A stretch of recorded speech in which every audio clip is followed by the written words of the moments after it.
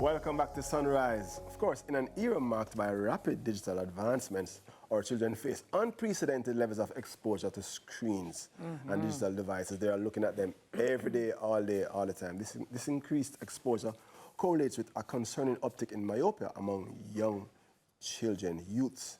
Yeah. CEO and lead optometrist at Q Optical, Dr. Aron Wohl, joins us to... Is it Wohl or Wall? Wall. Wall. Thank you very much. To highlight the importance of fostering healthy visual habits for our children. Welcome to Sunrise. Hi, Dr. How are you Wohl. doing? Hi, how you doing? Thank you so much for being here with us today. Thank you for having me on. Oh, this is a topic that I'm kind of half like this, like, oh gosh, because I know my kids are on those screens. Yes. And to be honest with you, I haven't thought about this really seriously, where I'm like, we need to go and maybe do a check or a test. So can you tell us first, what is myopia? Right, myopia is commonly known as nearsighted or short-sightedness.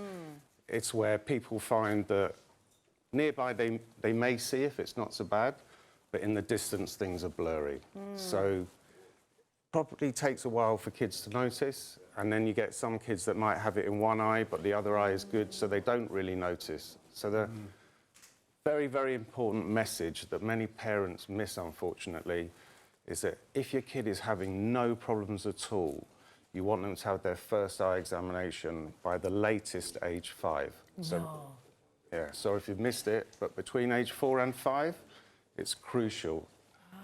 The visual system is developing until about age 8, and in that period, things can be changed, but after that, it becomes much more difficult. So it really is a crucial examination at that time. So is the management much more important and much more needed now than before, than ever before? Right, you mentioned earlier about this uptick, but to quantify it a little bit, in 2000, 22% of the world's population was nearsighted. By 2020, that had reached 33%. Whoa. And by 2050, they predict that it will be half the world's population.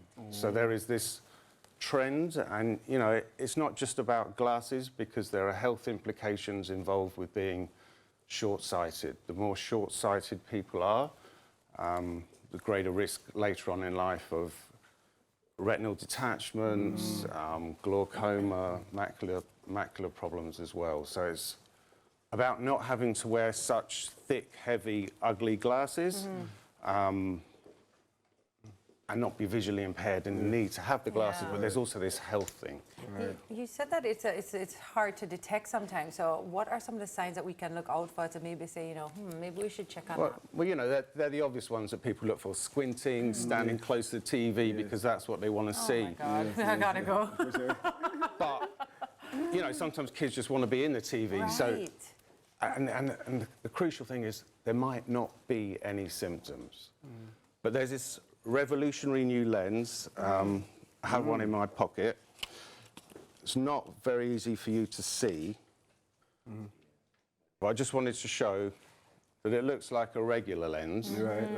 That white marking in the middle comes out, but if you look through it, you might see that around the edges it looks a little bit foggy. So standard lenses cause an area of what they refer to as defocus in the back of the eye, in the periphery, that actually encourages our eyeballs to grow. And it's the length of the eyeball, the longer the eyeball, the more nearsighted a person will become. So these lenses actually bring the focus in front of the retina and therefore don't encourage it to get any longer. And they found that about 60% reduction in nearsightedness. Wow. If kids wear the glasses, so it's quite amazing. Yeah, I was about to ask about the treatments for that. And if we come into Eye Optical, how do do you treat it? It's IQ Optical. Sorry, IQ Optical. It's the intelligent choice, right? Yes. How do you treat it? Well, we do regular eye examination to determine if we think someone needs eyewear, but then all kids who we find are nearsighted or becoming nearsighted, we're going to recommend it. You know, it is new cutting-edge technology, and it has that cutting-edge kind of price, I'm afraid. So unfortunately, it's not available to all. But we found, you know, parents obviously keen to do good by their children as best as they can, particularly with health. So we're finding a lot of parents are actually going for it, and our the results have been great so far. You know, if you're speaking to parents right now, what are some practical tips that you would give parents to maintain children's eye health? Right. Well, you know, there's a regular stuff. You know, good healthy diet that's good for your body, is good for your eyes. Sunglasses. People never think about it. They consider it as a fashion accessory, but actually it's the UV light that's damaging our eyes. And that goes hand in hand with they're saying to reduce nearsightedness, children need to spend a minimum of 90 minutes, or I say 2 hours, outdoors. So it's great to get them out where the horizon is far away, and then there's no point going to sit under a tree and go on their iPad, right? That's true. But you know, regular old-fashioned, old-time kind of activities. Yeah. I have to ask then, do our kids need to be wearing sunglasses? Absolutely. Stop it. My kids will be too excited about this. We have, speaking of kids, we have two amazing little models here who are showing us some fashionable ways to wear glasses. I see lots of kids in glasses now, and they look great. Look at you girls. Hi. Nice. You guys look awesome. Hi. That's great. Yes. Yeah, so kids should be wearing sunglasses. That's an interesting one. I did not think of that. It's not something that people really consider. Yeah. I mean, even, you know, you even find adults think that sunglasses are a fashion accessory and that's true. it. But it's the UV light that damages our eyes, and most of that damage is actually done as in the first 18 years of life. So it is crucial. Yeah. That's amazing. Another tip I just want to mention: kids love to pull things close to their eyes. Right. They find that the nearer they look at it, the more likely it is to progress the myopia. So you want them to hold it as far away as possible, that they're still comfortable and can see it. Got it. So if they can do it here, great. It's better than bringing it up close. Got it. How can we close. find out more information about how we can get to IQ Optical, how we can book an appointment to see you, to get our eyes tested? Are you guys online, socials? It can all be done online. Perfect. You can book the appointment online,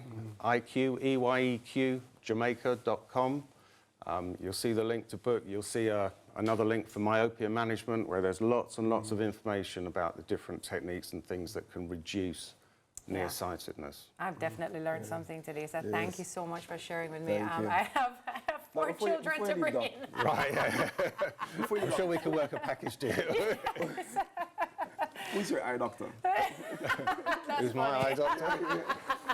He's being funny. I do it myself. Can But you? I was going to say, No, that's a good one. but I to love look that. in my eye, to check my eye, that's my wife. Oh, I love that. She's an eye specialist. I love that. I love that. I love that. And you guys look great. Thank you for being here Thank with you us very today. much. You look beautiful. So many amazing options, and you should definitely. I learned something today, and I I will learned definitely that be low checking it out. sunglasses are in. Yeah, They're that's important. what's up. All right, so that was.